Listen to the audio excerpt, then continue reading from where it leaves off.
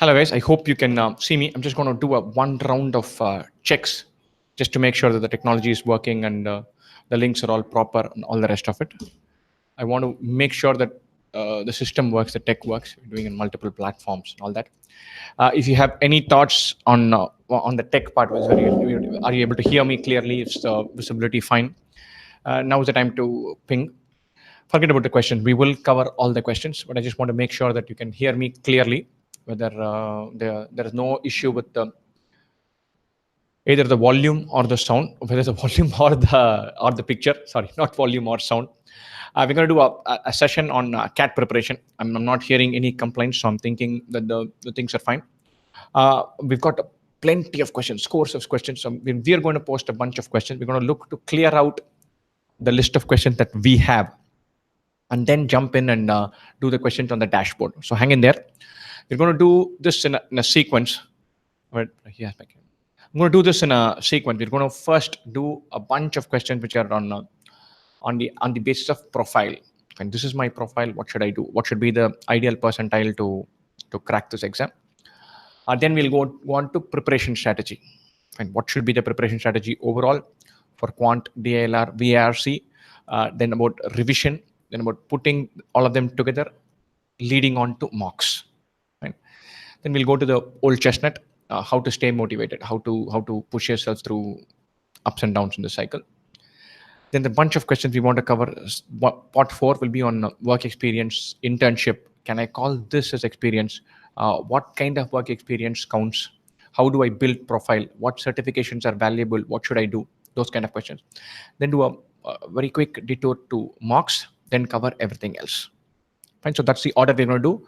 First, we're going to focus on profile based. What do we do with this percentage? Do I have a chance? And so this is my favorite kind of question. I've always been flippant about this, so I'm going to jump in and take this very seriously, because this is a big bugbear for a lot of people.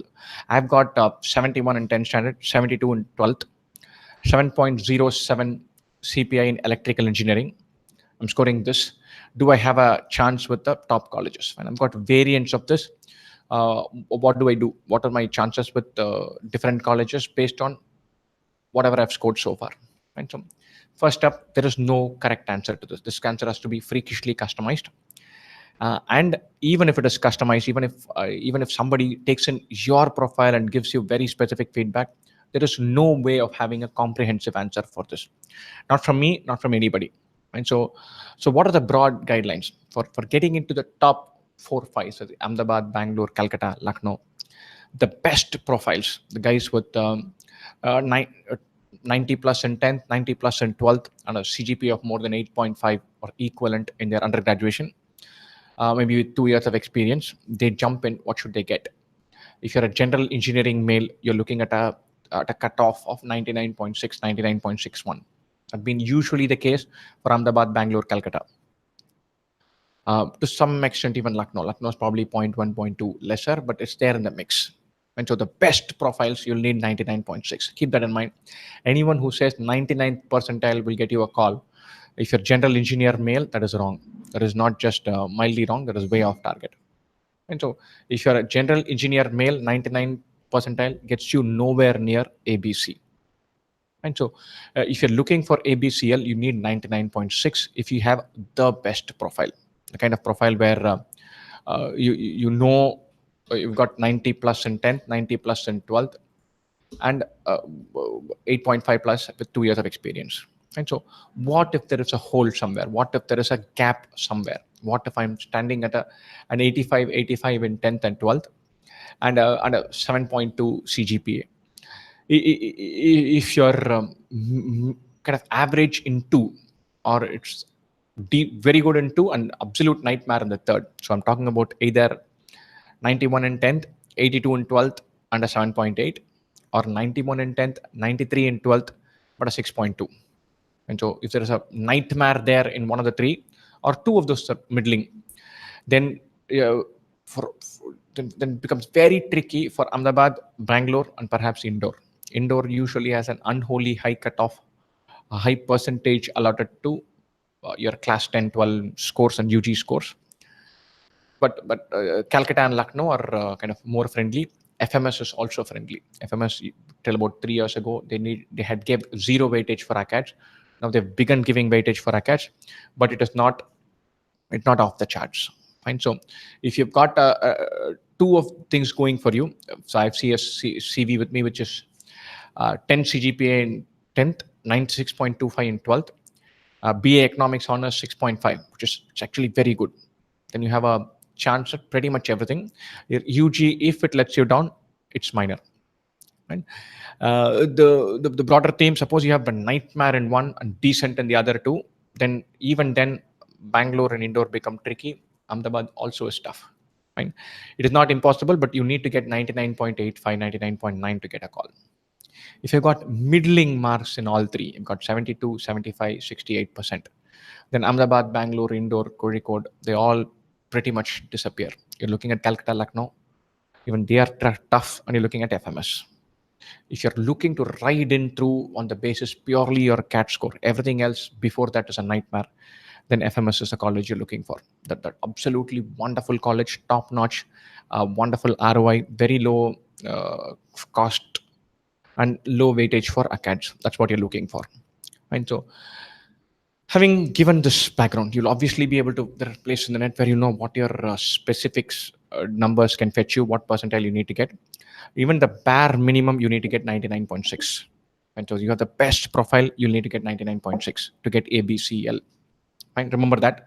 After that, if you're poor in one, then you're looking at 99.75. If you're middling in two, kind of okay in two out of the three, looking at 99.9. But as middling to poor in all three, then you can forget about it. Now, what is the impact of this? What does this mean? And quite a few people come back and say, the odds are stacked against me. They want to prevent me from studying. See, all those are kind of negative thoughts that creep in. You want to tell yourself that you don't have a chance and the game is rigged against you on day one. And so don't do that. Don't do that. Your analysis is good. Get it out of your system. But this has no bearing on preparation or on CAT. The first barrier to clear is CAT. I've seen so many students who lose an unholy amount of time on just agonizing about their chances and therefore miss out on this exam. And so don't be in that group. Make sure that you give this CAT your best chance. I can tell you hand on heart that 99% of the people who miss out because of their ACADS or who claim to miss out because of their ACADS effectively miss out only because of their CAT. Fine. This is a very important part. You need 99.6. Anyone needs 99.6. Fine. So about 99.6, there are about 600 people who are there, give or take.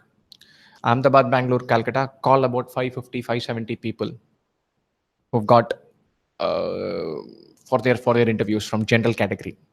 And so out of the 600, some 570 get called. So only 30 don't get called, of which a bunch would not have even applied for that. And probably 10 guys miss out of Ahmedabad, Bangalore, Calcutta, Lucknow calls because of factors other than their CAT percentile. The other factors would have played their role, but they have not got a CAT percentile to get the call anyway. And it's just a convenient thing to bash up. Convenient thing to say, okay, I would have cracked this exam, but for the fact that my ACADS pulled me down. And so don't fall into that trap. Sorry, I'm going to gulp some coffee. I'm also having a look at the questions.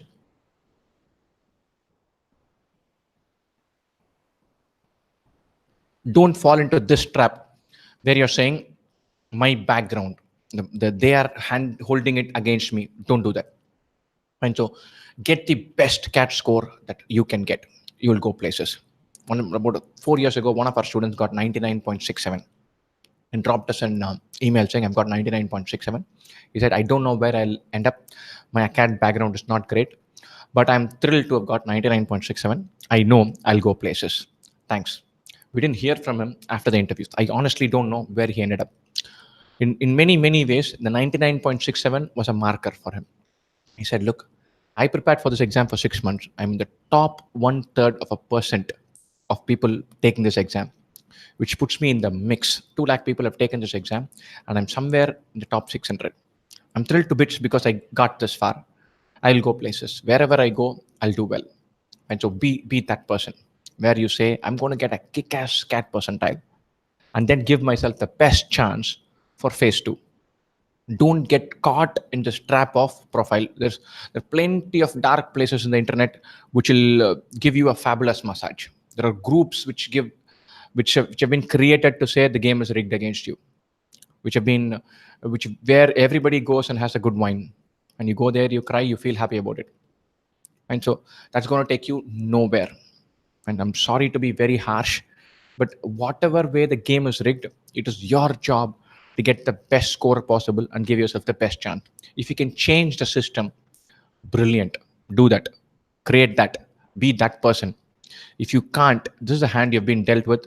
Make sure you give yourself the best chance.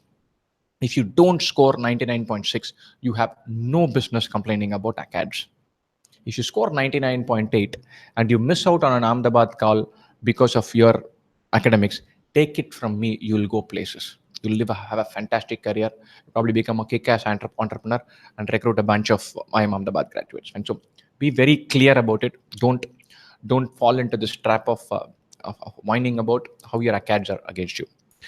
That said, everything top of the line, then 99.6. One thing off, 99.75. Two things off, 99.9. Those are the numbers that you need to get for Ahmedabad, Bangalore, Calcutta. Indore and Kozhikode, Lucknow are also tough. For the IITs, IIT Bombay, Delhi, Kharagpur, 97, 98 should get you a call, even with iffy ACADS. IIT Madras, 92, 93, you'll get a call. Great Lake, 92, 93, you'll get a call. SP Jain, 98, 99, you'll get a call. So these are good colleges where you can go and have a wonderful career after that without having a great academic background prior to this. And so plenty of you have asked profile-based questions. We will look to answer a bunch of them offline as well. But broadly, these are numbers you're looking for. And second step, make sure that this is not a reason why you're not preparing. And so there's nothing that is going to you'll feel an enormous feeling of regret if you end up with a 99.5 after having spent 6 months whining about how ACADS have held you back. ACADS are not holding you back. Your CAT score is holding you back. Keep that in mind.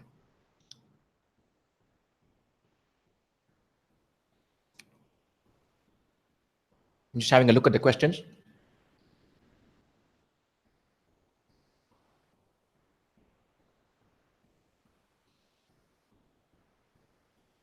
On the issue of gaps in ACADS, in terms of gap year after class 12 or gap year after engineering, these are issues, no doubt about it. I'm going to discuss it more in detail in work experience. But one thing you need to remember, at stage one, the selection process is a black box. What do I mean by that? Your class 10 mark, your class 12 mark, your UG score, your number of months of work experience get fed into a box. That box spits out a number. If that number is greater than your cutoff, you get called for the interview. They are not going to process the nuances in applications for 2 lakh applicants. Impossible. All candidates effectively apply for all of the IIMs.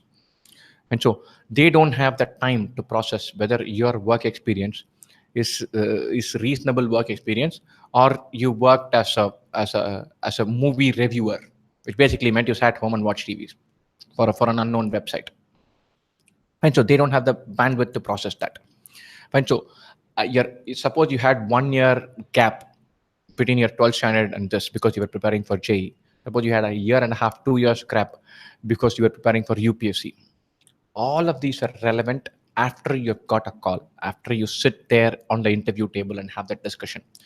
The system does not have the intelligence to process this. So you don't process it. So I finished in my class 12 in 2010, but I actually joined engineering only in 2011. The system is not going to recognize this at the first stage. So you don't sweat about that. Anyone with a gap year, immediately after class 12, immediately after undergraduation, don't worry about it. So forget about how gap year can impact you. That doesn't work. That doesn't matter. Right?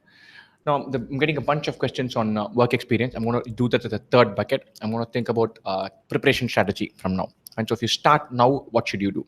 And give me a second. Any of those questions on preparation strategy, give it a go. We'll discuss those.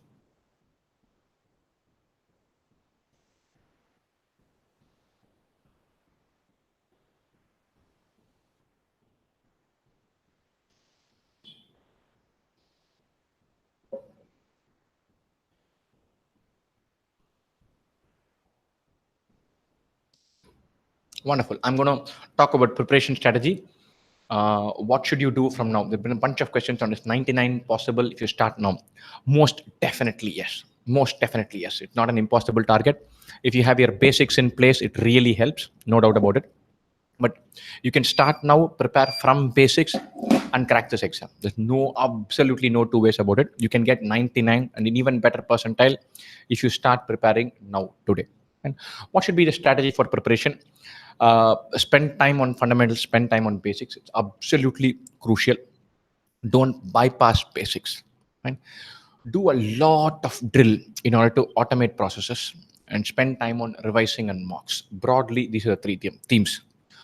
How should I specifically allot time? Lead with quant. Quant is a monster because there's vast amounts of things to study. You have geometry, algebra, arithmetic, modern math, permutation, probability, number systems, inequalities. It's a long list of things to know basics about. So start with quant. Um, Migrate to DILR about 4 or 5 weeks down the line. There's not much by way of theory, but you need to train your mind to solve puzzle after puzzle after puzzle, and that takes time. Right? Between these two, what do you need to do for verbal? This is practically almost all preparation. This heavy duty only for two sections. For verbal, do maybe a couple of passages every week, but focus enormous amounts of time on reading. So read away to glory. We post an article to read every day on our YouTube channel, on our Facebook group, on our WhatsApp group, on our Telegram group. In all these places, you get a recommended curated article every day.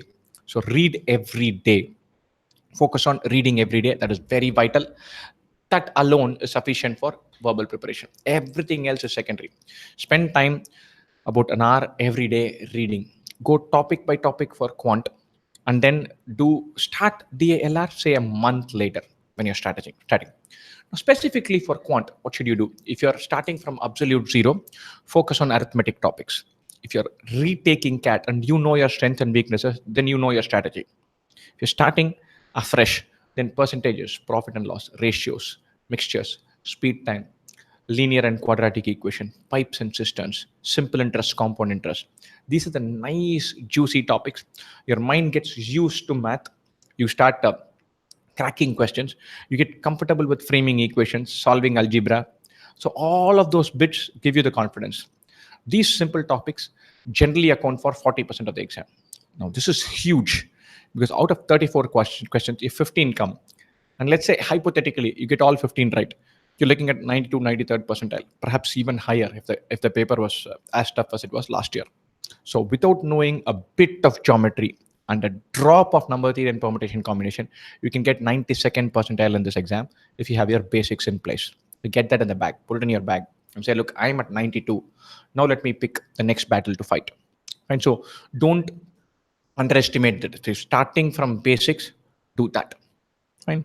Now, I'm getting a lot of questions on preparation strategies, which are basically around the idea of, look, how do I revise? So if I learn percentages, I learn profit and loss, then I go to speed, time, distance, and then I go to pipe systems. And then there is a question which says, pipe A is 50% more efficient than pipe B. And I realize I'm not really comfortable with percentages. That happens. And so in all learning, there's this concept called as spiraling.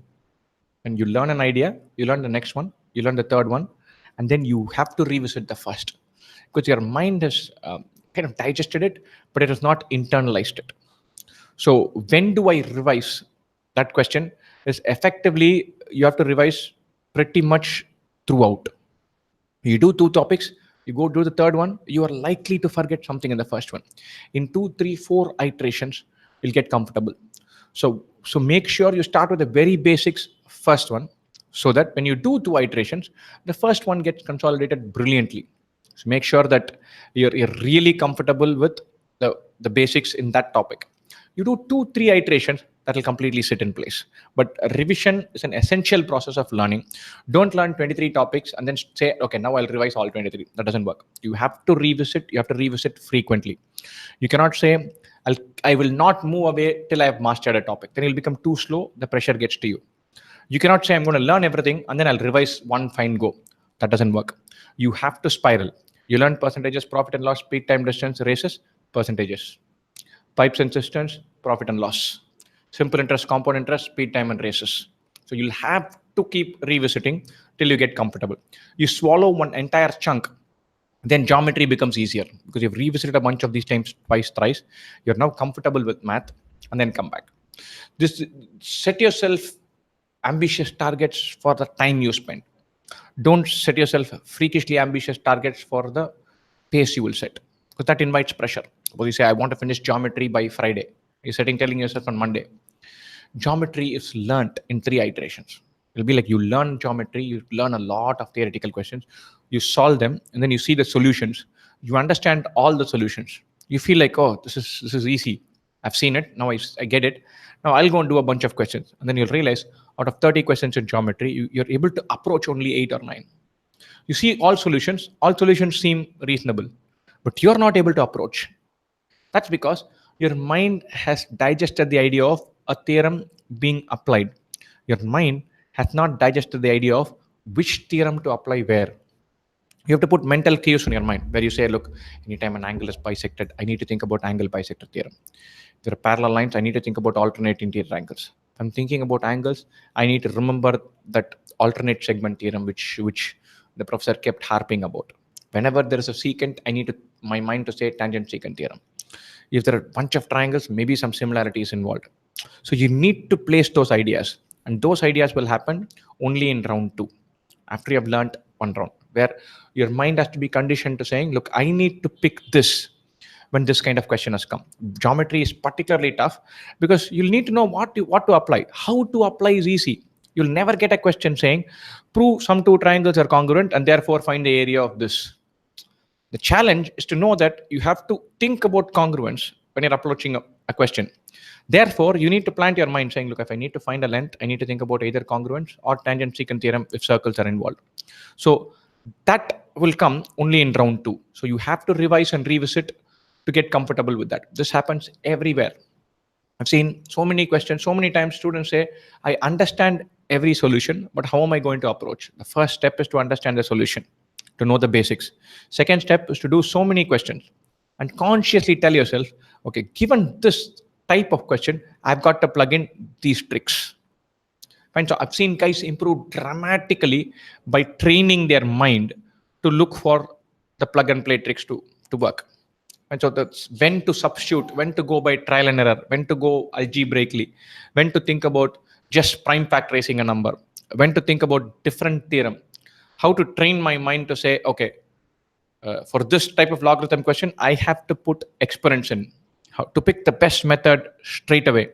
For that, you need to practice a lot of questions, not just that, but keep planting ideas in your mind. Okay, this kind of question, a square minus b square. Anytime I see a square minus b square, I've got to think a minus b into a plus b. Anytime it's asked for integer solution, I should factorize. I shouldn't do it algebraically. Anytime I'm dealing with a digits question, I need to think 10a plus b, 100a plus 10b plus c. You keep planting those ideas consciously, then you'll see that you're getting better at finding a method to plug into a question. If you don't find that method, skip it. And it's very vital to do that. And so for quant especially, this works. For DALR, variety is the name of the game.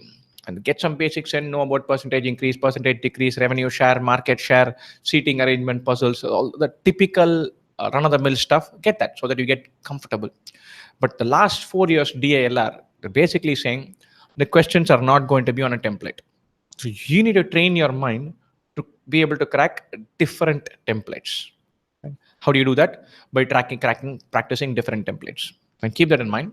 The best starting point by a freaking mile is the last 2 years CAT papers. And so a DALR set where you solve, see the solution and analyze, a good quality set is about 45 minutes to an hour of effort, minimum, maybe even longer. Each year, in each session, there are 8 sets. So the last 2 years, there are 32 sets of DALR available, provided by CAT. So this is the absolute Bible. They're basically saying the questions we are looking for are like this. So take those questions, solve them, see the solutions. All of these are solved and they are available on our website and on a platter where you can see detailed solutions with slides, videos, the whole shebang. Fine. So make sure that you spend time in handling the DALR questions that have been placed that have been tested in CAT 2017 and 2018 hit those. That is the Bible, the mothership. Make sure you digest all, at least half of them. You can keep the second half for later once you're getting comfortable. But do at least 10, 15 of those to know what the level is. This is very vital. Those of you who are starting now, at some point of time, you have to switch out and do the actual paper. Because what happens usually, you either end up practicing lots of too easy questions or questions that are too difficult. And solving questions that are too difficult is dispiriting. You completely lose confidence and you start sweating buckets without realizing the questions are outlandishly tough. This happens very much in groups on the internet. There are places on the internet where guys go to have a lot of fun, and the guys want to push themselves with really tough questions. These are guys who are not really interested in CAT. They're getting their quant kicks. And so you go and participate in those groups or just see from outside, it can be dispiriting.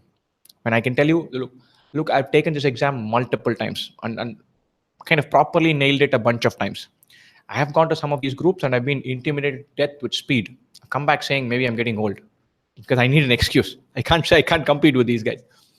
They're that quick. They're freakishly good in knowing obscure things about obscure parts of quant.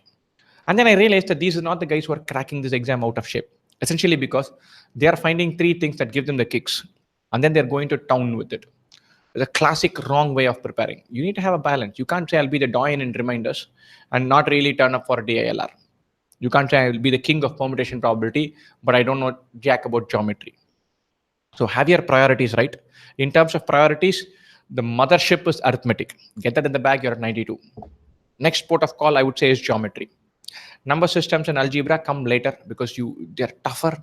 Algebra is tough because lots of x's and y's can put people off. So push that away.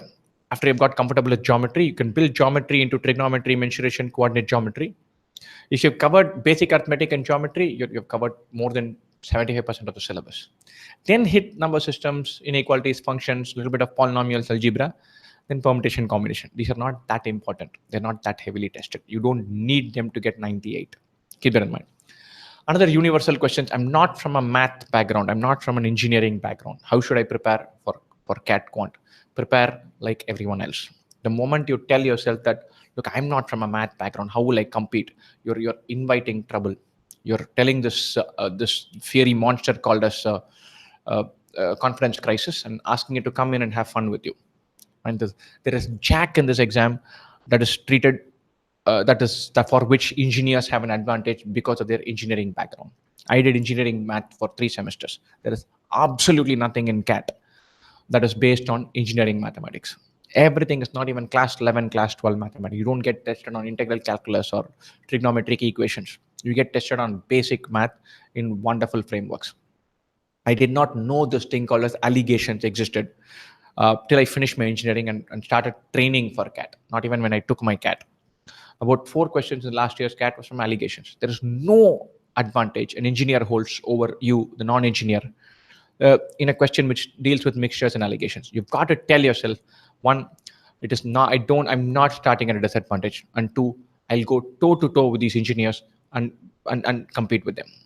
And this is a competitive exam. You need to wake up that animal which says, I can go toe to toe with anyone out there and then go.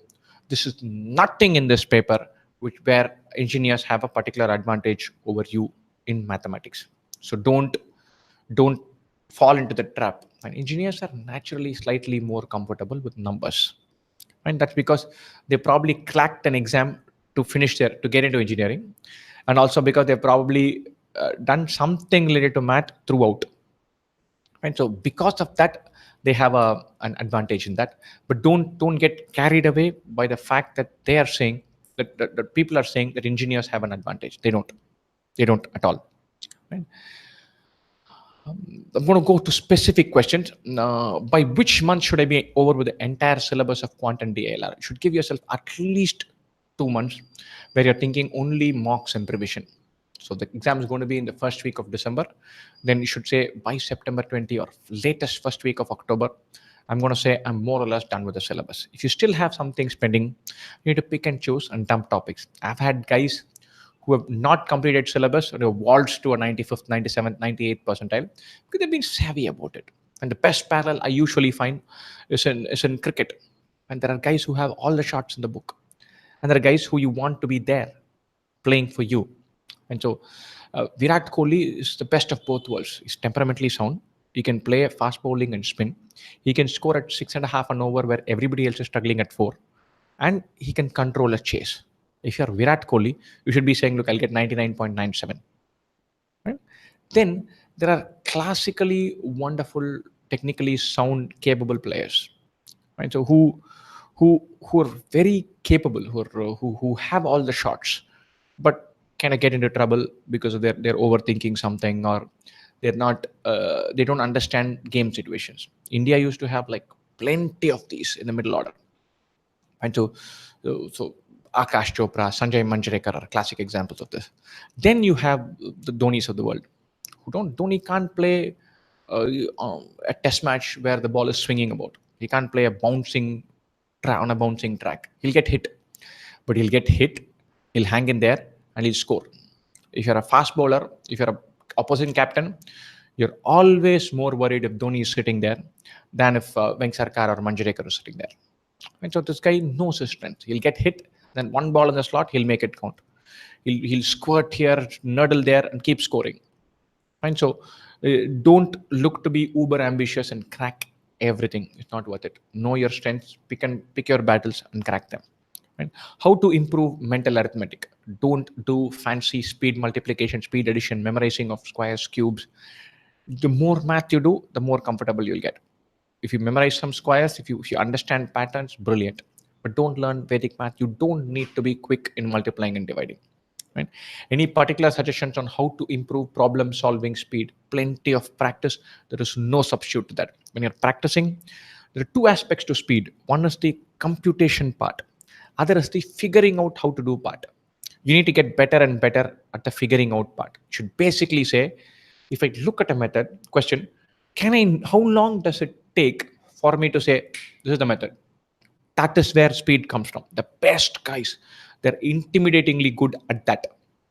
They might take slightly longer in actually solving, but they're really good in that. Very often, when you're looking to improve your speed, you're looking to improve how to solve equations or how to multiply or divide. Have sound fantastic clarity. The moment you read about 3/4 of the question, you should be saying, okay, mixtures, allegation, these two numbers, this method, I am through. Work on getting that, on plugging the set of ideas into each question and saying, okay, this idea here, that's what works. Right? So that is where speed comes from. So look to build that. Lots of practice, lots of conscious practice will take you there. Consciously practice. If you're really stuck in a question, you should be telling yourself, look, I got beaten up there. I need to say, if there are two things like this and I need to find some midpoint, I have to think about mixtures. I have to think about weighted average. I have to learn how to frame the equation differently. That's what you're looking at. Very vital. Right?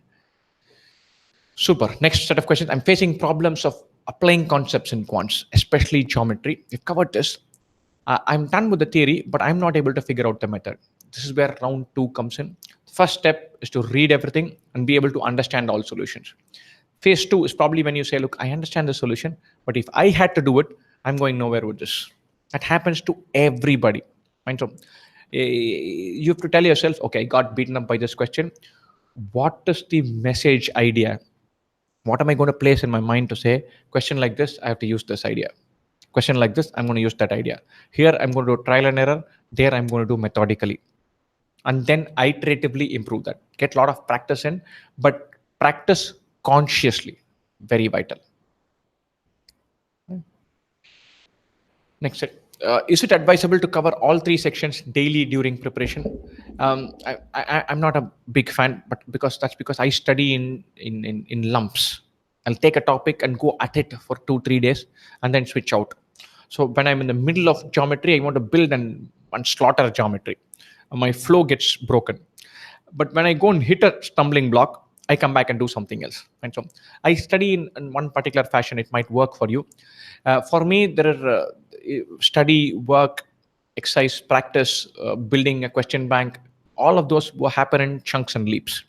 I have spells where I build a lot and spells where I take stock. I mark them out. So on my building days, I tell my rest of my team, fine, fine, guys, I'm not processing. So I have to create 100 questions. I'm at question number 43. Till I get to about 95, my mind doesn't process whether we have to send an email or do this exam or do the live session. So we're not doing anything else. And then I take stock. When I take stock, I see all the moving parts.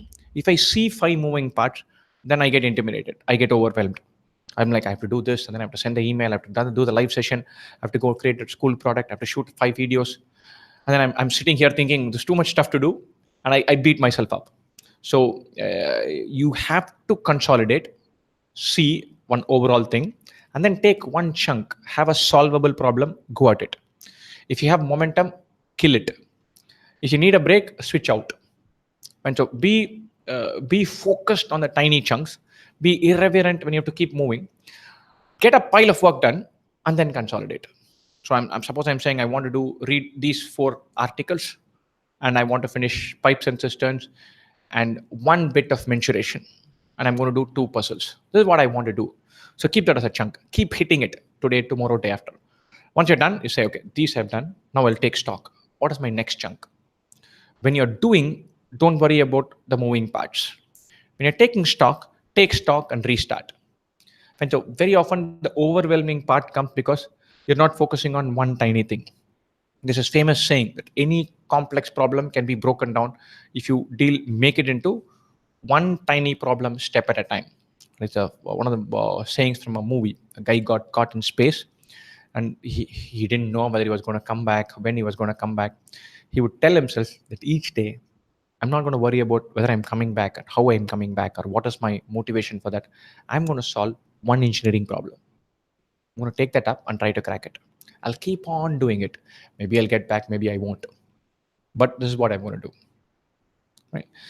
Non-engineering background, how much portion of the course should I have covered before I can start taking full length mocks? Right? So don't look to cover all 100%. It's not required. You have to start taking mocks where mocks are about skipping questions, about being comfortable with leaving question after question after question. And so you need to be very comfortable leaving questions. So it is very, very advisable to start taking mocks before you have completed topics. Then you can leave. You need to get comfortable with leaving. That is very vital. So definitely take mocks before you complete the whole syllabus. You need to have a light mock taking schedule once every 10 days, once every 12 days when you are preparing, and then an intense mock taking schedule once you're done with the major part of preparation. This game is mental. You cannot, if you have not covered a few topics, you shouldn't feel beaten up about it. You should feel nice. Okay, theek hai. I mean, I have not done trigonometry, big deal. Whatever question comes from trigonometry, I'm going to leave it. I will nail 99.5 without trigonometry. I'll be the one person who doesn't even know what sine theta is and get 99.6 in this exam. Go tell yourself that.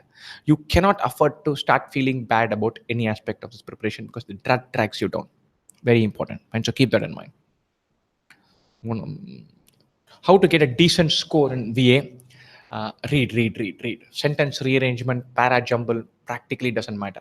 It's very tough because it's TITA, and you're always unsure about marking. So don't spend 70 hours preparing for para jumble. Get some practice in, do 40 of them, 50 of them, maybe 100 of them, but leave it at that. So if you leave para jumble out, then of the remaining 27, 28 questions, 24 are from reading comprehension. Get some practice in, do a lot of reading, learn how to resolve those choices, learn how to eliminate the choices, learn to go and kick out the last choice out. Do get better and better because of with practice there, but there's no secret bullet to that. Read a lot. That's one thing that works. How to tackle DILR, how to find the right set.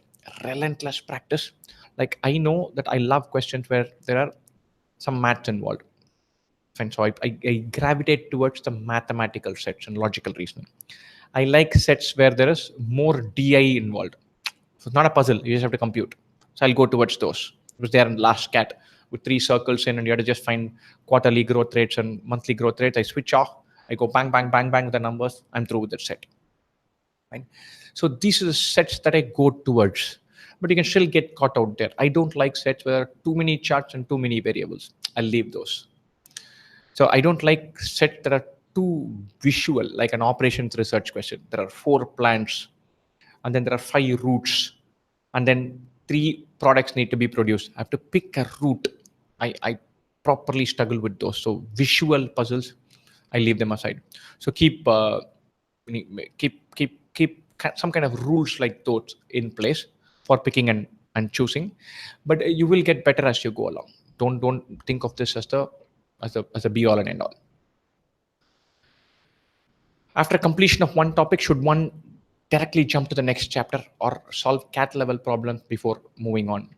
My feeling is if I finish, I will try a few cat level questions. One, because I want to know whether my theory is good enough to go that far, and I want to know what cat level is.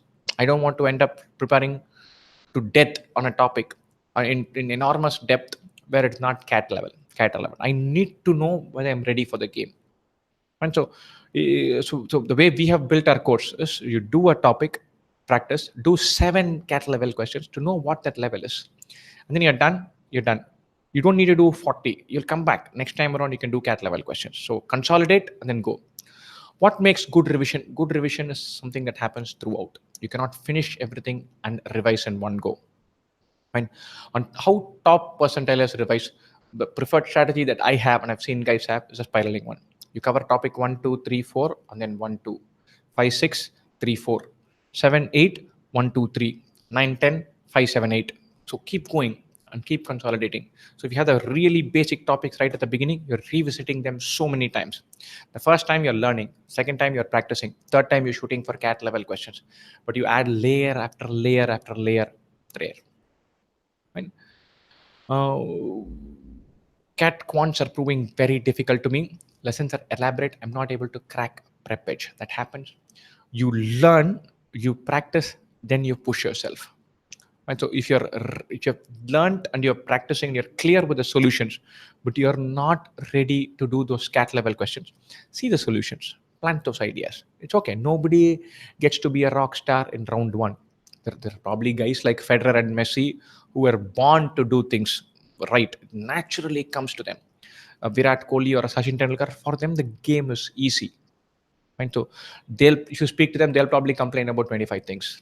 The pressure on them is enormous. The game is not easy for you. Accept that. It's all right. It's all right. Not the end of the world. So I've learned, I've practiced. I go to cat level and then I struggle. And then I come back and do the next topic. And then I go to cat level, I struggle. Then I set aside cat level, do 40 questions that are methodically solvable. Then go to cat level, you will get better. Right? Work experience. We're going to cover work experience separately. I'm seeing a bunch of questions online. I have 12 to 13 hours a day job. How to take time out from Ayur Parma. And so this is fabulous passage in Madagascar, where it says, "Don't give me excuses, give me results." And so Skipper tells, I think, Kowalski, a bunch of penguins. Sorry, I have 2 young kids, so I end up watching a lot of these movies. Fine. You've got to find a way. I'm sure I won't be able to give a magic bullet for each circumstance. Wake up early, become a creature of habit, let the discipline drive you, cut out junk from your life in terms of timing, not in terms of food or exercise. We have junk food, we have junk entertainment, we have junk time. And so I'm on WhatsApp or YouTube or Hotstar an unholy amount of time. I'm trying to reduce that. Right? So for me, whenever I hit a productivity hit, I say, look, I've got to find 5 hours. So I can either sit and whine and say I'm very busy, or I'm going to reduce Hotstar time by 4 hours this week. I'm 80% done with this. And to find that time and beat it down. If you have to travel, you're studying in your commute, brilliant. If you're on your way to and from office, if you're looking at the app and doing a bunch of questions, do that. Hit that. Very vital, very crucial. So you have to learn from first principles and you have to hustle. And hustling is very vital, especially if you're preparing for this exam and just working 10, 12 hours a day, you have to hustle. Hustlers go places. And so I'm not a very good hustler myself. I can do everything stuff ground up in my style or not do it at all. And so I struggle with it, but hustling pays. And I read a wonderful article on Cricinfo where it said that the Afghanistan guy nearly hustled a victory out of India. He was there all the time. He just kept himself at striking distance. Throughout, as a bowler, as a batsman, he kept hustling. He was not looking to have an overall plan to overhaul India in 50 overs. He was looking to survive, take some chances, live to fight the battle next over. And he kept doing it so well and so at it so consistently that he took it right to the last four balls. Three more yards on the hit, and he would have taken his team home. You have got to learn to hustle away to glory. And so, how to motivate yourself? I generally find that I'm going to move on to that. How to motivate yourself? How to keep that in mind? Rule one of this motivation gig: be process based, input based, not output based, outcome based. You've got to say, I'm going to set myself a target of preparing for 15 hours every week. I'm going to tell myself I'll prepare for 10 hours the next 4 days. Make your targets palatable, small chunks, and focus on the input variable, not on the output variable. Don't say I'm going to get 92nd percentile in my next mock cat. Say I'm going to take my mock cat without with less than 3 diversions. My mind will wander. I'll bring it back. Maximum my mind will wander is 3 times in a 3 hour stretch. If you can get that, you're brilliant. And so keep at it. Put targets like that. Don't put targets in terms of a score. That is very difficult. And so be, I won't say outcome agnostic. De-emphasize outcome. Stress on input. Very vital. You have got to get that balance. And so keep targets in palatable chunks. Don't say I'm going to prepare for 200 hours over the next 3 months. Say I'm going to prepare for 10 hours over the next 4 days. And so those things are important.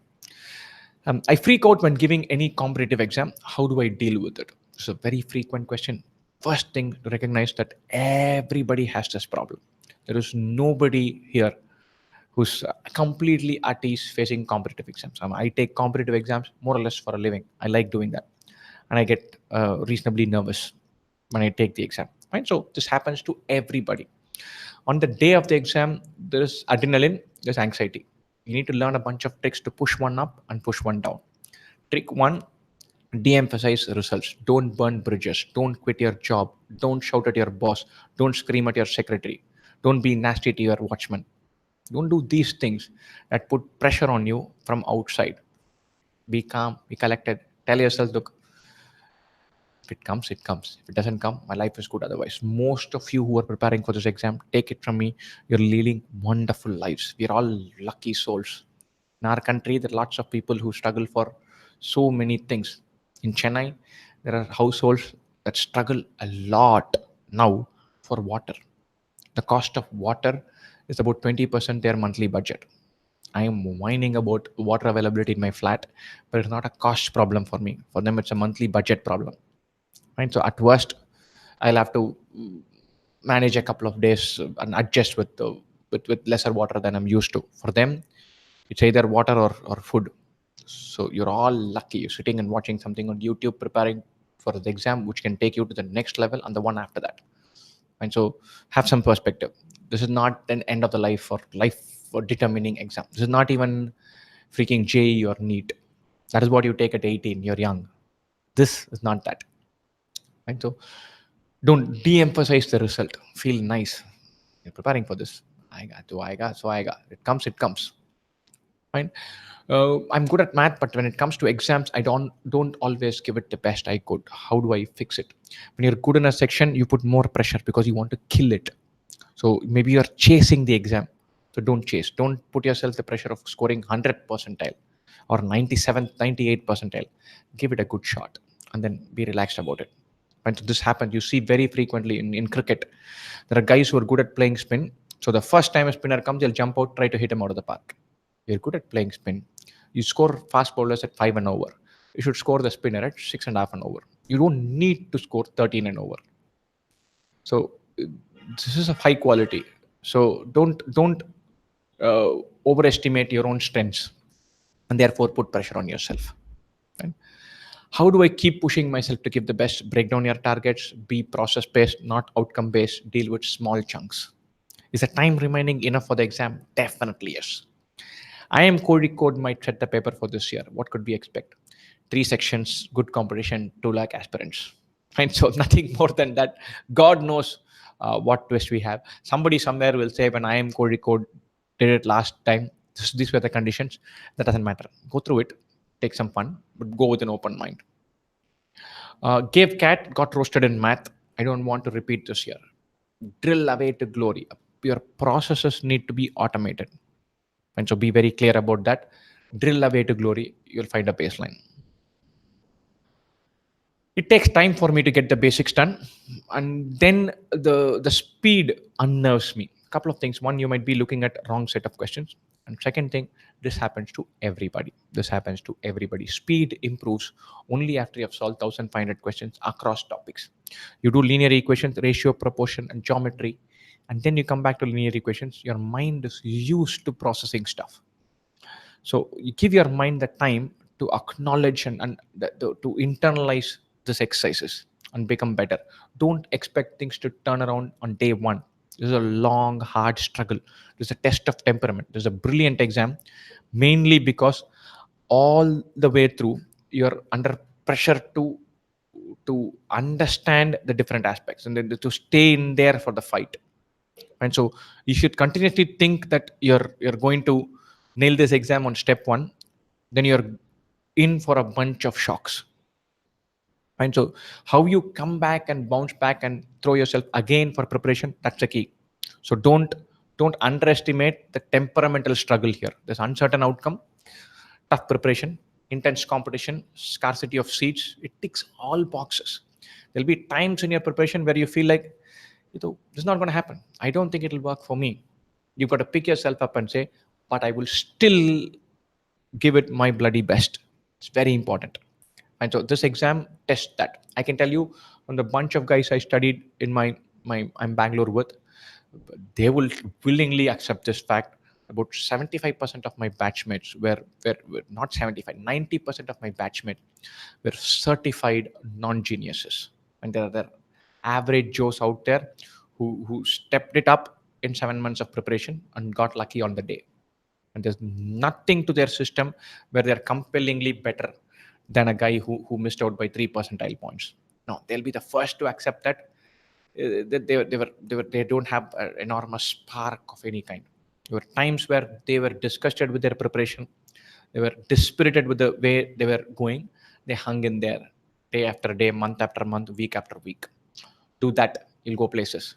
That you have to build that temperamental soundness. There's no two ways about it.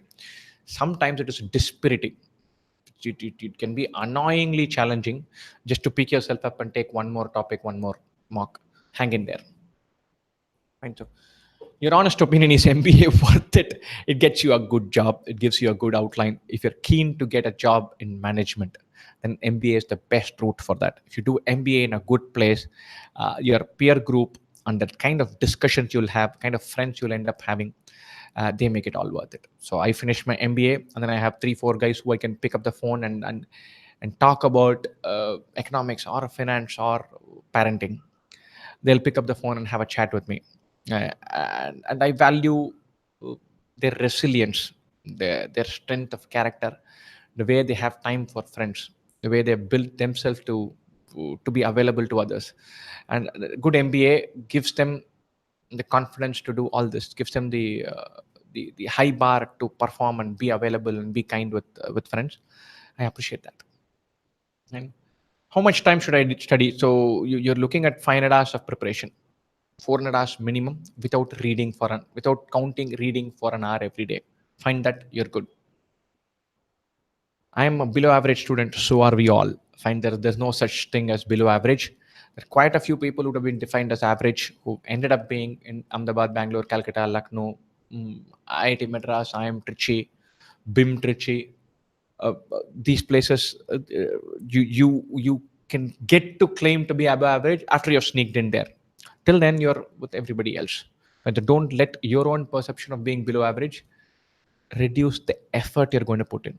I've known a bunch of guys who are worried about how the others are there, and then they say, okay, my boss keeps saying this to me. So the wonderful guy to work with, he says, dude, I know that to crack this learn these 6 topics. It'll take you 4 hours. It'll probably take me 8 hours. But I'll be damned that I won't compete with you. If we're both going for it, I'll spend 9 hours and beat you at it. So if you feel that you're you're average, then you need to spend way more time on it. You need to find that time to crack it. Inspire your feeling of average. Use that feeling to push yourself to prepare more. Right? So how intense are the acads and IMs? Rule one of almost all colleges: getting in is way tougher than surviving. You're in, you're through. I can tell you this. Bunch of my friends who actually uh, kind of underperformed in their IIMs will tell you very clearly that they underperformed in IIMs because they took enormous effort to underperform in IIMs. The IIMs surviving is a piece of cake compared to getting in. Cross the first hurdle, you're through, and you're good. And so one of my guys was written on the board saying scholarship test. So one of the guys working with me. So there is a scholarship test that's going on. So if you want to know how to push yourself for 1 hour, have some fun in taking an exam, which is just like CAT, and see where you stand, take this exam. Obviously, there's going to be a scholarship waiting for you at the end of it. But take this exam because you want to do a 1 hour exam intensely, not because you just want to take some scholarship. You'll get the scholarship. You'll go places if you learn well. A scholarship is an incidental trigger, a boost, something to give you a kick up the backside and say, look, okay, this will push me to try it. Fine. So, but you take it well, you're good. Can I get into IIM without work experience? This takes us neatly to the next section, which I want to talk about work experience and profiles. Like first thing, what kind of experience you have, which field, what sector, what kind of role, managerial, non-managerial, none of this matters. First stage, as I said, it's a black box. They put variables in, put numbers in, it spits out a consolidated metric. If it is higher than a certain number, you get a call. If you work for 24 months as a BPO or 24 months in as a CEO of McKinsey, it matters not for getting the call. It'll probably matter a lot in the interview. Get the call first, one battle at a time. Micro battles is a team completely. So, what kind of experience do you have? Where? What have you worked? Managerial? Is it a sales? I'm working on a completely tech role in a small company. Oh, dude, it helps. It doesn't matter. Fine. Having said that, what kind of experience will not count? Unpaid internships prior to graduation, they won't count. Informal engagements, freelancing, they won't count. Anything that looks suspiciously as a non-job will not count. And if you have a startup, it counts. Make your startup formal, register it. Make sure that you file, you have a partnership deed, you have a sole proprietorship deed. Make sure if you're working in your father's company, have a job title, have a form 16, have a pay slip, have a regular monthly update of some form. And then make sure you know enough to talk about it. Your employment has to be after graduation, full time, paid, formal. And so these are the keywords. Where it is managerial. Am I in sales and marketing? Can I be in tech? You can be doing a blue collar job in an industrial town, not even in the line of business. You can be the guy who's the watchman. But if you can say you're part of security services, you got played completely for those 14 months, that is a job. You go in, you need to know how to spin it to make it look like under the circumstances this was brilliant. But for getting through that call barrier, what kind of work does not matter. It has to be full time, paid, formal. Make sure you have that. I got 62% in class 12 and 10 CGPA. SC category, please help out. I'm sorry, I've been talking about work experience, but if it's SC category, then all bars are much lower. If you're SC category, then practically nothing can prevent you from having a shot at the best colleges. So if you're an SC category, don't let any of these constraints bother you. They're practically not applicable to you. If you're an SC student, the script says you're heavily disadvantaged. Therefore, none of the other constraints really apply to you. The bar is much lower. So worry not and have a go at this. Yeah, fine. On work experience and how to build profile. Look, if your 10th standard, 12th standard mark, and how many months of experience you have under graduation, those 4 variables define your profile. Those are already in.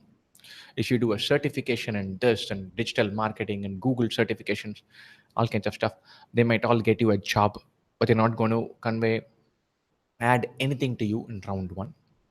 If you've done a CFA level 1 or level 1 and level 2 or FRM or your Six Sigma certified with an extraordinary belt, these are all potential talking points in the interview. They matter not in your first step process. And so for the first step process, profile building, big part is already done. It is tangible numbers, what flies. So you have 10th, 12th, UG, work experience. These are the four variables that go in along with your CAT score. They spit out a number. They don't open that cover and say, okay, this guy has got 94%, but that's basically because he got 99 in English. They don't care. They don't care. And so keep that in mind. They cannot afford to care. They get 2 lakh applicants. Remember that. When you're in, then you have to worry about all this. But don't sweat buckets and say, look, can I offset my gap year with the profile? Look, do something meaningful. If you've taken a break for CAT preparation, look for a job today. Find a job. If you cannot find a job, gainfully employ yourself in other things, because CAT preparation 24 by 7 for 6 months is seriously unhealthy. It can mess with your mind. You'll interpret every variable. One mock will go bad and you'll say, I don't know what is happening to my life. मैंने नौकरी भी छोड़ दी, पता नहीं क्या होने वाला है. So don't invite pressure into your house. And have a plan B and a plan C. This is a hit or miss exam. I've taken this exam 10 times. There is no guarantee that I'll be able to get even a decent score if when I take it in CAT 2019. There's no guarantee. I can mess it up and be middle of nowhere. And so don't load up the pressure on this exam by quitting a job and saying this is the only thing I'll do. If you don't have a job, look for a job. If you've decided to quit and prepare, do other things also. Stay fit, do some certification, train yourself in the stream that you like, read, write, travel, blog. Have a schedule apart from CAT preparation. Prepare intensely for 4 hours a day. Don't sit in front of a bloody TV and work for 10 hours a day and call it preparation. Then you're inviting pressure. So don't do that. And so profile building doesn't matter at all in round one. Where it has to matter is in giving you a skill set to get a job. And a Google digital marketing certification will get you a job in digital marketing. So work for that. Otherwise, don't worry about it. For interviews, for GD, for VAT, worry about all of that later on. How do I communicate my profile? How do I say that I actually took a gap for UPSC? You can say this only if you get a seat on the table. And write this down. Take a big printout, say one step at a time, and stick it in your room or hostel or dorm or bed, one step at a time. You cannot worry about how you will answer a question on UPSC preparation on March 23rd, 2020, if you don't do well on December 4th, 2019. It's impossible. And so spend time and give yourself the best chance of clearing the exam. Finish that. So get that going for you. Then you can worry about how will you explain that reason. Right? Uh, how do I manage studies with job? This we've already tried. Break into micro targets and go for it. And so in terms of internships and profiles, internships will help, work experience will help, no doubt about it. People without work experience, will internships help? Not in round one. They'll help in some small way in round two when you're sitting across a table for the interview, but not before that. Fine. So don't worry about aspects of profile building for round one. None of those matter. Extracurriculars don't matter. If you're a swimming champion or an Olympics participant, then your extracurriculars may matter somewhat in your interview. Otherwise, it doesn't matter. Public sector bank, clerical work is same as CEO of McKinsey. Is same as working in the PMO. And number of months, what kind of job? Full time, paid, formal employment matters. How it is will matter in round two, not in round one. Get it going, crack it, and then you'll worry about this. Should I leave my job to prepare for CAT? No. It is pressure, it is stressful. You start interpreting variables that didn't exist. Super. I think we've covered how to stay motivated, preparation strategy, percentages and profile, and work experience, internship, all of that. And I'm going to move on to mocks. And so I'm going to do the standard questions in mocks and then take it from there. Should I take mocks without completing the syllabus? You can, you should have a mock schedule kind of independent of your preparation schedule. Keep at it. How to analyze a mock. We're going to do a complete session on mocks and mock taking strategy this time next week, either Friday or Saturday, a week from now. And how to take mocks, how to analyze mocks, which mocks to take, when to take them, how to take value from them, how to get geared for D-Day. All of these will cover. Right, so that is important, that is good. We're going to spend an entire session on that. Top few things: have a mock schedule, take mocks from more than one provider, have do spend time as much on analyzing a mock as you will do on taking it. If you spend 3 hours on taking it, you should spend at least 3 hours on analyzing it. Analysis comes in three chunks, right? The first chunk is question selection. What are the three questions that I should have tried, which I skipped, should have dumped, which I selected? Both of those are important questions. Answer them first. Second step is the learning gap. Every time you finish a mock, then you'll realize there are probably 5 questions that you thought you should have answered, but you have made mistakes with. Your theory is not as sound as you thought it was. You really don't know geometry, whereas you've been telling yourself you're brilliant in geometry. So plug that gap. Plug that gap. Really read, learn, plug gaps. That is very vital. Final thing is strategy. Where am I getting tired? What does my overall play? Where am I headed? If I have to get 99.5, how is it going to come? Am I going to get a balanced 99, 99, 99? Or I'm going to kill quant, get 99.8, get maybe a 97 in DALR, 97 in VRC, and go to 99.5? That kind of thinking comes later on. Question selection, filling gaps. For the first few mocks, only these two matter. Others don't matter. Right? uh, DALR source for cat mothership is the absolute mothership for DALR source in cat is actual cat. Go through the cat paper question. There are 32 sets available. Almost all of them are solved in detail on this channel. And so go through that. If it is not solved, it's going to get solved in the next week, 2 weeks, 3 weeks. Before cat will absolutely sit and decimate the previous cat papers. And so go through them. Very useful. It gives the level of cat. So very crucial. Give that a go. 26 months of work experience plus 10 months gap after it. Suddenly getting tier 3 college. Should I try again? This is a tricky one. This is a personal choice. Depends on your risk appetite. If you're in a good job, and the tier 3 college will not meaningfully change it. And so suppose you're getting paid 7 lakhs per annum or 8 lakhs per annum, you spend 15 lakhs doing an MBA, and you're going to get paid 9 lakhs per annum. It's useless. Not worth it.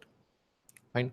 If you're in an okay job, but you already have 4 years of experience, then you should take it up because you're increasing the pressure. The chances are next year you're going to be in the same place with one further year of experience. Therefore, your MBA dream goes further away. You have to think whether your CAT score was your level or was it anomalously bad. Are you sure of getting a significantly better CAT score this time around? And the variables I would think of: if you're a fresher, the bias is towards waiting. If you're in a great job, the bias is towards skipping it. If you have 4.5 years of experience, you're in a job that pays 3.5 lakhs per annum, you can do a tier 3 college that can, and this has been your fourth CAT, take it. Your CAT scores are saying that you're not going to get a 99.8 next time around. Your experience is saying a jump from tier 3 college is going to be meaningful. And you've taken this exam 4 times, jump and take it. Those are the variables I would look at doing this. I'm going to look at quants. I'm not good in quant. I know the concept, but cannot apply. We've covered that. What should we do when we are not able to solve the question? Should we see the solution? Definitely see the solution. Does reputation of UG college matter at IIMs? For your internship, it does. For getting in, it doesn't. For final placements, your what you do in the IIM matters so much more that this won't kill your chances or give it a big boost. In your internship, the IITians have an advantage, the chartered accountants have an advantage because there's nothing to judge you by. They don't know how well you have done in IIM Bangalore or Calcutta. They see your CV 3 months after you have joined. There's not even a semester's worth of grades sitting there. Obviously, they'll use other variables. But in your final placement, if you're from an average college but you're in top 20 in the batch, you'll go places. Right? Will a 2-year gap hinder my profile? What if I justify it by cracking? For the first time, it won't matter. But you crack cat, you're in the interview. Then how well you conduct yourself in the interview, how well you explain yourself in the interview, that'll matter. And so we're going to do an on mock cat strategy. Ideal mock schedule one every 10-12 days from now. So you're starting in July, August. Do one every 10-12 days. Ramp it up to once a week in second half of August and September. Ramp it up to more than that from second half of October. So you're looking to take 25 plus mocks from at least two sources. And Time, Career Launcher, IMS have all they all have reasonable mock schedules. So look at them. Whatever works for you works for you. You have to ramp up your mock schedule. You should start taking mocks by now. You shouldn't wait to complete preparations to start mocks. You need to nail the idea of taking mocks starting very early. Just keep that in mind. JBIMS Mumbai College reputation, wonderful college, fabulous college. It'll probably be not at the top 6-7, but in the next 6-7 after that. You get a chance, you should jump in. And cutoff is pretty high because they don't have they select using Maharashtra CET as well. Therefore, through CAT, the cutoff is pretty high. You're looking at 98, 99. Do I have enough time to nail CAT if I start preparing from scratch today? Definitely yes. 10th and 12th are 60, 70. Grad is 80 plus. 5 years experience. Baby IMs, definitely you have good colleges in baby IMs. Definitely. You get a 98, you will get a call. You get a call, you're through. Biotechnology students, good. You're going to bring diversity into the profile. So your cutoffs and percentile required are going to be obviously lower. So jump in, give it a go. Anybody who's not an engineer has a minor advantage. It's a small advantage. Use that. So biotech is an advantage. Have 3.5 years of experience. Suggestions to prepare. Done that. Basics are weak. Revisit basics. Don't skip steps. Learn basics and then go to the rest of them. Which questions to leave out in CAT? IIFT strategy. Don't worry about IIFT. IIFT is a simpler exam than CAT. Finish CAT, then we'll think about IIFT. We'll do a bunch of sessions for IIFT preparation. Do companies care for your age while recruiting internships? It matters. The guys with 6-7 years of experience get beaten up during internships. For final placements, it matters less. The largest variable for final placements is how well you've done in the IIM. So everything else is forgotten if you do well in the IIM. Suppose you've got 75 in 10th, 84 in 12th, and you've got 74% in your UG. And then you get into IIM Calcutta with a kick-ass CAT score. You've got to tell yourself, I'll make them forget all of this by being fantastic academically in IIM Calcutta. If you don't, then you're being given a chance and you're throwing it away. So make sure that you nail that. 9.6 CGPA, 89% commerce, UG 7 CGPA. How is the profile? Your 10th and 12th are excellent. And so they're good. UG 65% is going to be a bit of an issue. So that is something that you'll have to offset. So if a 99.6 is what will fetch you a call, fetch a guy with top ACADS a call, this will be 99.7. 99.7273 you'll need to get called by ABCL. Okay, that is the number you're looking at. But it's such a good profile because 2 out of the 3 are good. The third one is not a killer. It is still fine. Graduation score is less than 60%. See, the best parallel I have for this is it's like a cricket match. You bowl first, and the opponent team could get all out for 270, 300, or 330. If you have excellent catch, that's equivalent of them having scored 270. If you have very poor catch, it's an equivalent of them having scored 330, and you can still win. That means you have more to catch up on. You bowl and they score 330, you can still win. You've got to be on top of your game. You need to nail this exam. You need to get everything right. You need to take all your chances and nail the interview as well. You do all of these things to be able to have a go on to the next round. So it's very vital to be able to do all of these and crack that. And so if you've got iffy ACADS, that's what you're doing. So you have to step up and tick all other boxes in order to perform. Such is life. Go for it. What is the one quality that you look for in an aspirant? I'm not looking for anything. When the aspirant has to look and add, if they have to find one quantity, it's perseverance, and relentlessness. There'll be occasions where the challenge gets to you, where it is dispiriting, where things don't go your way. If you have the temperamental soundness to keep at it, you will go places. You don't need to start a genius, you don't need to end a genius. If you can continuously pick yourself up and keep throwing yourself on this, then you're good. 95%, 96.2, 8.8 to 2 years work experience. Abhishek Nagarajan, you are the candidate. When you tick all the boxes, the work experience in a sweet spot, nail this exam. There is no college that won't take you. You can go to all the colleges. Mayank ticks it, uh, 10, 88.6 UG, 8.7 CGPA, pretty much. Minimum percentile required for ABC, 99.6, 99.64. Again, you're ticking all the boxes. So you still need to get 99.6465. 85.27, 65.5. That is trouble. Give me a second. Let me just see this.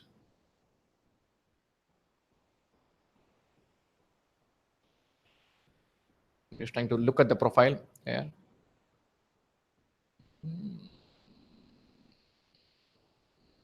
10, 75, 12th, 87, engineering 69%, 1.5. Middling profile, because the 12th is not great, 10th lets you down. You need to get 99.885 to get called by Cal and Ahmedabad, perhaps even Lucknow. Bangalore might be tricky prima facie because you're 69% and 75, both are iffy. And so they're going to drag you down. So Bangalore might become automatically tricky. Ahmedabad is also tricky, but Cal, Lucknow, FM is possible once you get 99.8. That is the ball game. Go for that. How to overcome anxiety and panic during exam? From preparation, de-emphasize result, emphasize effort.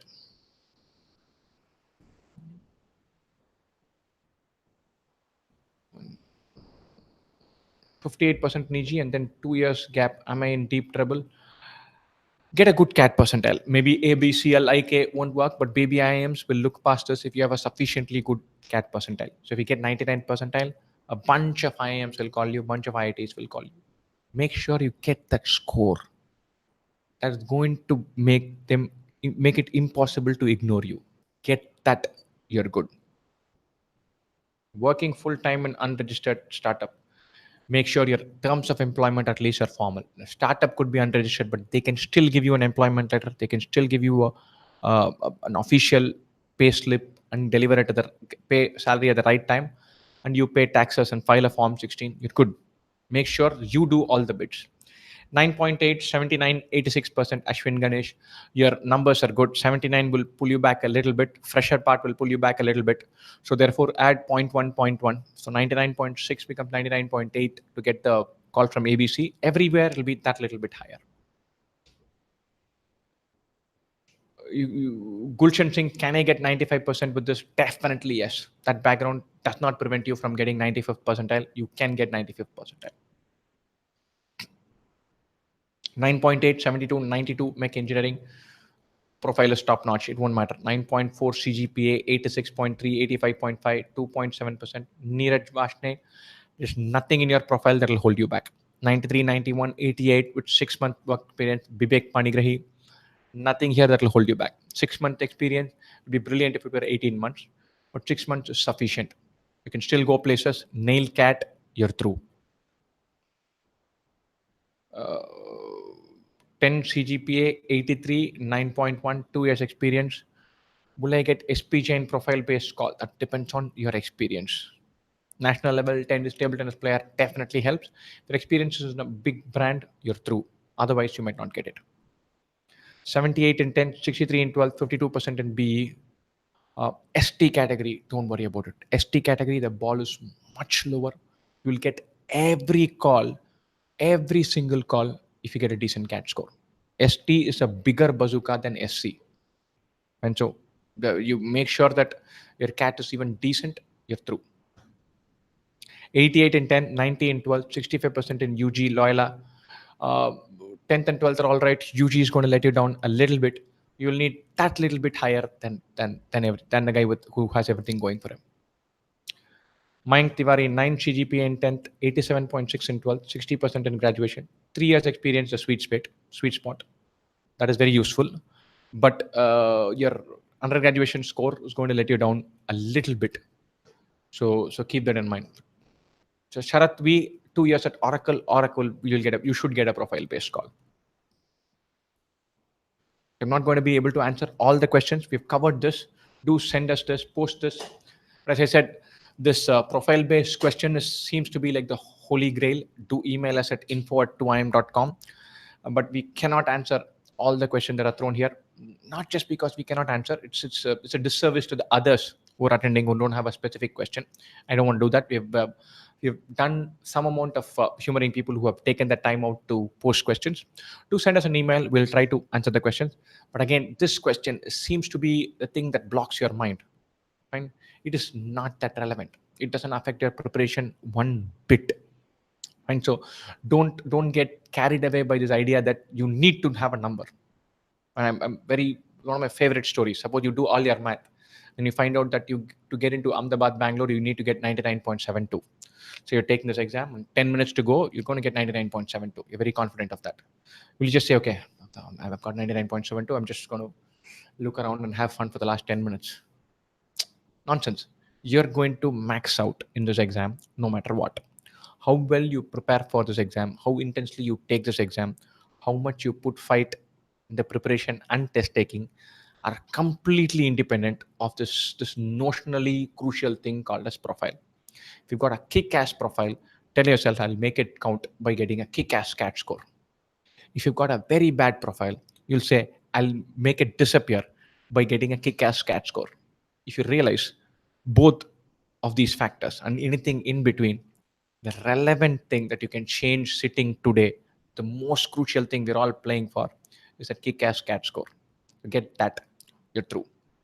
Friends, I'm not going to answer all of these questions. There have been a bunch of questions about the online course as well that we offer. Do try it out as a trial user. Specific question on checkpoint quizzes and prep edge quizzes. Checkpoint quiz is to consolidate the learning. Prep edge quiz is to benchmark at CAT level. It is obvious that checkpoint quizzes will be easier than prep edge quizzes. That will teach everything and then push you a little bit more to see if you're CAT ready. That is a script. That's how learning happens. So if you get beaten up in prep edge, not the end of the world. It's all right. So get the checkpoint quizzes right. Consolidate the ideas. Of the 7 questions in prep edge, if you know the approach for 5 of these in round 1, you're good to go. You're good to fight. And that's your target. That's your aim. See all the solutions in detail. Get that going. But don't kind of define your preparation around getting everything right in prep edge. It's not required. It's just not required. Right? The scholarship exam is live. You can just jump in and take this now. It is going to be live for I think another 12 or 14 hours. So give it a go. It's a wonderful test to take just for the fun of it. And so any other queries? And I'm on a lighter note, very happy with GOT S8 finale. Really sorry, I'm in the minority here. I have no clue about GOT. I've not watched anything. Maybe I will find some one more avenue to waste my time with, and then I will jump. How to bring in critical thinking in the questions for CAT? Relentless practice and training your mind, that will help. And so to push yourself hard with CAT level questions, hit the question bank. The question bank has nearly 1,000 questions as we speak, or each of them handpicked and crafted with detailed solutions, a bunch of them with detailed video solutions, and all available absolutely for free.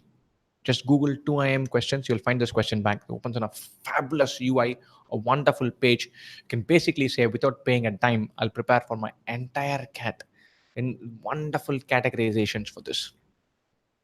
Favorite football club. This is going into weird territory. National clubs, I like Spain, and for the king of football, I like the Argentina team. I still hope Argentina can pull something out of their hat. My favorite club is Barcelona. How to stay motivated through prep? Prepare with micro targets. Prepare with process in mind. Prepare with input variable in mind. Don't prepare with output variable in mind. Sir, would the session be live afterwards? It'll be available afterwards. I don't think it'll be read as live. You can access this forever. We're not going to take this down from YouTube. It's a prep session. You can have a good study the basics. Forget after 10 days what to do. Revisit, read, revisit, learn, revisit, learn, revisit. Keep going. Best certificate course for HR. I don't know. You'll have to find somebody else who can and that. I need your resilience. Ah, my God, I am not that resilient. I'm trying to become more resilient. I was one of the lucky candidates. This exam was kind of easy for me. I know it is annoying to hear somebody say this exam was easy. This exam was kind of easy for me. So I was not really pushed for my resilience. I'm trying to become more resilient in the other things that I'm doing. Is it fine to listen to music while preparing for CAT? I'm not a big fan. I listen to a lot of stuff. I watch a lot of stuff, but those my switch on, switch off. So I switch on, I work at 40% productivity, I clear out emails, do some banking transactions, and then I'm listening to stuff and reading. And then when I'm switched on, I go bam, bam, bam, bam, bam. I cannot afford to have a disruption when I'm intense. How to read properly? Read without the prioritizing the cat part. Read for reading the article. Don't read a PG Woodhouse novel because it will help you with VARC. It's a giant disservice to PG Woodhouse.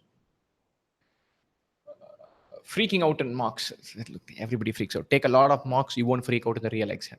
Everybody freaks out. It's a test of temperament. Keep going at it. 50% accuracy in VARC. Right now, it's all right. When you're starting off, it's all right. You take it up slowly to 70, 75, you're good. The exam VARC, RC will be significantly easier than anything you're preparing for. If you can take your preparation accuracy to 70%, your exam accuracy will be flirting with 85%, which is golden. 50% now, not a crime. Slowly take it up. I feel like, suppose I take prep edge, you feel like I'm under prepared. That can happen. So don't, but still go through prep edge because there are lots of questions like prep edge in topic wise test and the test series. We're adding another 5,000 questions onto the platform. That'll help. Don't hoard questions. Prep edge is there to tell you a flavor, tell you how it is the real deal is going to be. See the solutions so you can digest the solutions. That is good. Out of nowhere, a thought of failing creeps in at times. It happens to everybody. It happens to everybody. It's a test of temperament. The idea of failing and success is heavily result driven. Make sure it is your preparation motivation is process driven. You tell yourself, I will throw everything into this. And then what comes. And so you find some way where you can be agnostic to outcome. Brilliant. It's very difficult, incredibly difficult for all of us.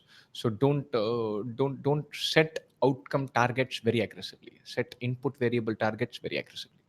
That helps a lot. Micro targets, input targets, output agnostic, you're good to go.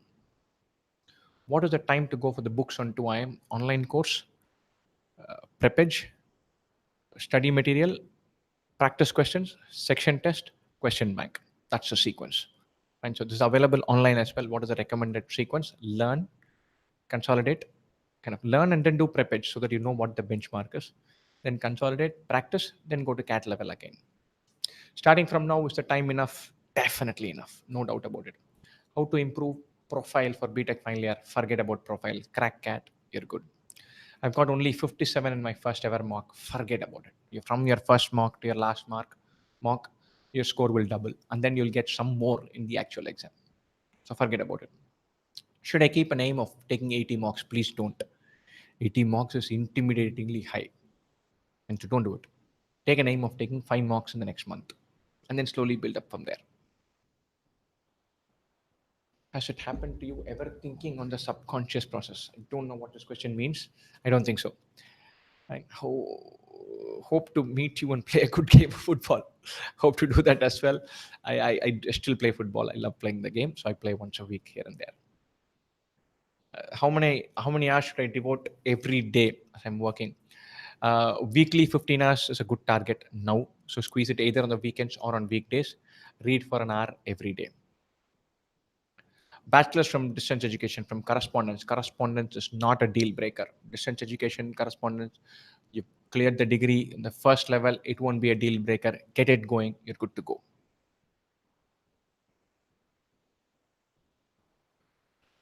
Almost all faculties of famous cat institutes. Famous cat institute. There's only one famous cat institute.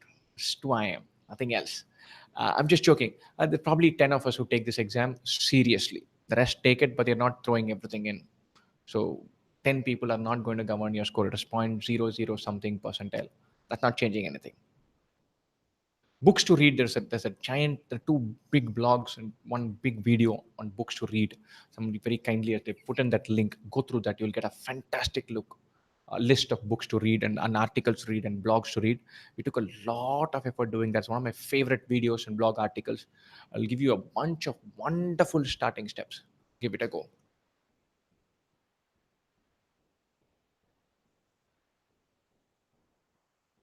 How to cover 1 year gap after graduation? It won't matter. In your first round, it won't matter.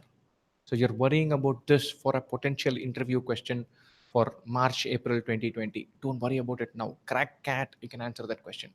If you do a certification, if you take something informal, if you've learned a new language, if you become much fitter, you have trained for UPSC, you prepared for this, you helped out your friend, all of those are legitimate responses. Make sure you communicate them well. Make sure there's some truth and honesty to whatever you're saying, but it's not a deal breaker. Make sure you crack cat, you get a seat on the table, you can have a go. Last college you would recommend to go? College depends on where you are, so the colleges will be based on your profile. Exams other than cat to get into IIMs, to IIMs, only cat. I mean, apart from that, cat, XAT, IFT, NMAT, snap, all of these are good exams. Definitely write cat and sat, cat and XAT, definitely, because they're broad based colleges. They give you an entry into many colleges. Of the other three, IFT, NMAT, and snap, pick one, two, or three depending on how keen you're on these colleges. Do you focus on the process of reading? uh, I don't. I consciously de-emphasize the process of reading. For me, reading an article, reading a novel, is about reading the article, reading the novel. I am not preparing for a cat when I'm reading. I'm automatically building myself up for cat. But if I'm conscious about every fact and retaining and thinking about answer choices and central themes and flow and patterns while I'm reading, it messes my mind. I read a lot for the sake of reading the article, reading the novel, not for the sake of CAT preparation. And according to me, that is the best thing to do for CAT preparation. And so read without worrying about CAT. Read RC passages worrying about how to answer questions. But a general reading cannot always be active reading. It messes with your mind. Right? I'm going to wind up. I'm going to take the last few questions. Best wishes for CAT. Crack this exam out of shape and feel good preparing for it. Have a lot of fun preparing for it. Do reach out to us in case you need anything in any times of help. Anytime you want to hit high quality questions, hit the question back. You want to try out the course, just go to online.2im.com, sign up as a trial user. You can navigate for 30, 40 hours without paying a dime. Go through that, then you can always buy the course and do it. And so cat and XAT previous year papers are there, completely there in our YouTube channel. The business decision making section of XAT is there across the board on our YouTube channel. The last 2 years previous year cat papers are available on the YouTube channel. Take value from it. There's a reading suggestion that's put every day on Telegram, WhatsApp groups, the YouTube channel, and Facebook. And there's actually fabulous reading suggestions. Some of the articles that Bharat suggests are brilliant. And so I have a lot of fun reading through them. I received an email from somebody saying it was their guilty pressure. It is mine as well. So it's a good guilty pressure to have. That nothing like having a guilty pressure of reading good articles sent by Bharat every day. And so if you're looking for somebody to hand a good article on a platter to you, that is available. And take that up. It's going to be available. It's there on our YouTube channel, YouTube community, on Facebook group page, on Telegram, everywhere. So hit the Telegram group or the page, and you'll be able to do that. Wonderful, guys. I'm going to sign off now. I had a lot of fun having this session. Generally, I like taking class and discussing number systems or geometry, but I've come to appreciate that somebody saying, "Look, prepare like this, plan like this. This is not the end of the world. This is a nice exam to prepare for. This is valuable." I've come to appreciate that this is very crucial for many students. If somebody says, "Look, this is not a tough exam. Prepare for it." And so, anytime you want to hear somebody say, "It's not a tough exam. Prepare for it," hit us on any one of the forums. There's one thing that we love saying more than anything else: is prepare for this exam with fun. It's an easy exam to crack. At least an easy exam to prepare for. Fine. So, best wishes and cheers. Okay. I'm going to sign off as soon as I find the suitable thing to stop the live broadcast with. I quite enjoyed myself. We will catch up sometime either Friday or Saturday, this about 6-7 days from now, to prepare to have a long discussion on mocks, how to take mocks, when to take them, how to analyze, how to prepare, how to gear yourself up for a series of mocks. All of that we'll discuss either Friday or Saturday in the coming week. Have fun and watch the World Cup.